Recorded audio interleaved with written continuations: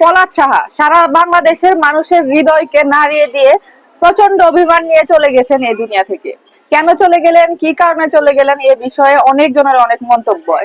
সে কি পরিমাণ কষ্ট নিয়ে, সে কি পরিমাণ অভিমান নিয়ে এই দুনিয়া ছেড়ে চলে গেছে, দুনিয়ার মায়া ত্যাগ করেছে, একমাত্র শুধু সেই জানতেন।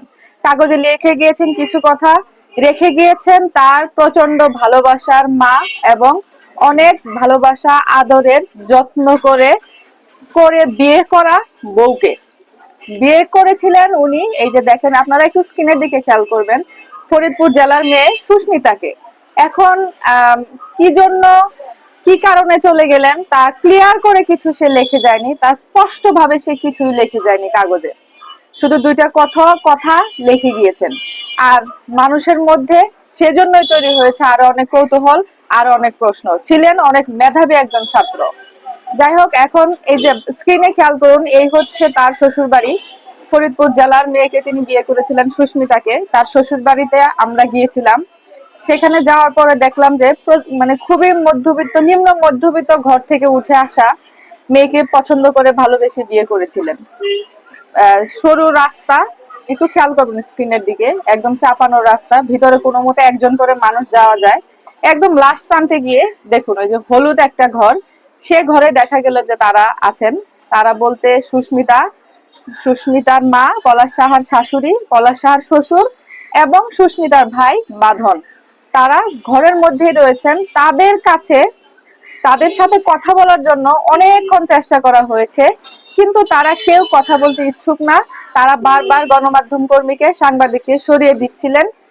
তারা কোনোভাবে মিডিয়ার সামনে কোনো কথা বলবে না, তাদেরকে কোনো প্রশ্ন করলে তারা কোনো উত্তর দিবে না। এখন আমার কথা হচ্ছে যে তার বোনকে বা সুস্মিতা এখন যদি লুকিয়ে থাকে, এখন যদি কথা না বলে, তো পলাশ সাহার সময় কি হয়েছিল? পলাশ সাহার সময় কি একটু চুপ করে থাকতে পারতো না? ঠিকই তো, তখন পলাশ সাহার অফিসে গিয়েছিল, অফিসে গিয়ে হট্টগোল, সিন ক্রিয়েট, নানান রকম অশান্তি তৈরি করেছিল। পলাশ সাহার বসের সামনে, পলাশ সাহার বসের বইয়ের সামনে সে অনেক অপমানজনক কাজ করেছে, যাতে করে পলাশ সাহা অপমানিত হয়, লজ্জায় ওখানে অফিসে টিকতে না পারে, সেরকম একটা অবস্থা তৈরি করেছিল এই মেয়েটি। অনলাইনে আসার পরে এই মেয়ের পক্ষে অনেক সাফাই গিয়েছি।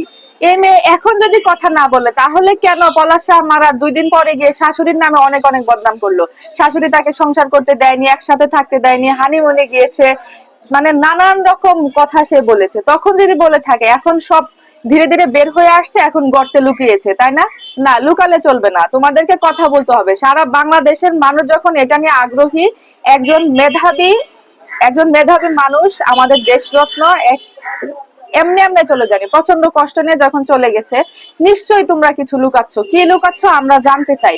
তোমরা কোনো কিছু ক্লিয়ার করে বলছো না। একবার বলছো যে তার বাচ্চা আমার পেটে, আবার বলছো যে শাশুড়ি বাচ্চা নিতে দেয়নি, আবার শাশুড়ির পাশ থেকে বলছো যে সুস্মিতা বাচ্চা নষ্ট করেছে।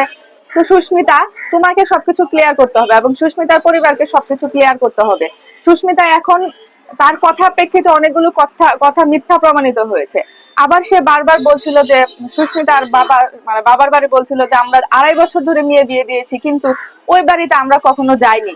কিন্তু এখন আমরা জানতে পেরেছি যে পলাশ শাহ তার শ্বশুর বাড়িতে খরচ পর্যন্ত পাঠাতেন শ্বশুর শাশুড়ির জন্য, কাপড় চোপড় কিনে দিতেন, নানান রকম খাবার দাবার কিনে দিতেন, সবকিছু করতেন। মানে শ্বশুর বাড়িতে তো জামাই দিতেই পারে, কিন্তু সে নাকি প্রয়োজনের চেয়ে বেশি দিয়েছেন। কেন? সুস্মিতার চাপে পড়ে।